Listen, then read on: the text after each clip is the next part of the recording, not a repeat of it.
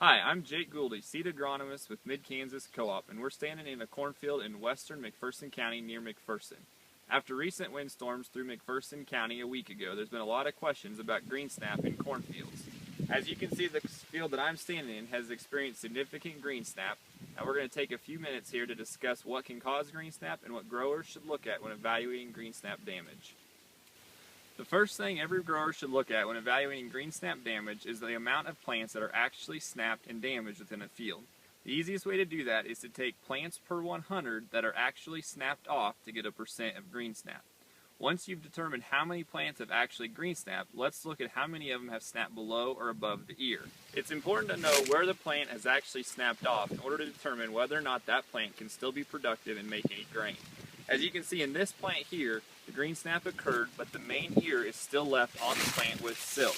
As long as this ear can still accept pollen from surrounding plants, there is still some yield potential left in this plant. Once we've determined how much of the corn plant has actually snapped and what our available yield potential is, then we can start to dig in a little bit more to the agronomic factors that cause some of the greensnap.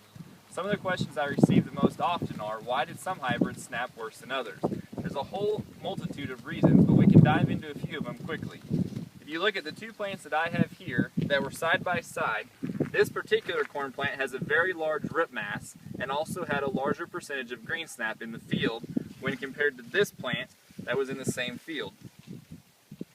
When you have larger rip masses with different corn plants, that can cause that plant to stand up more erect and stay strong when the wind comes, and therefore doesn't bend or bow as much and will lead it to snap more often. The other thing to look at is the circumference of the stalk. The circumference of this stalk, of this particular hybrid, is much more wide, which makes this plant stand up much more straight during a windstorm.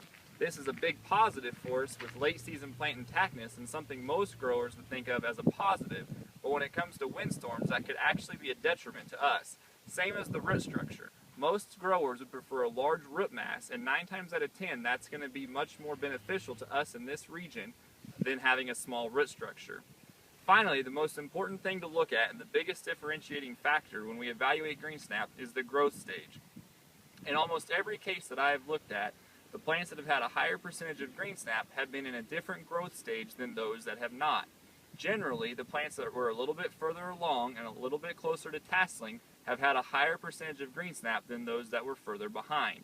This is something to keep in mind because rather than blaming a specific hybrid, we want to make sure that we understand the agronomic reasons behind the greensnap. If you have any questions about greensnap or evaluating different things for your farm, please contact your nearest MKC location or field marketer.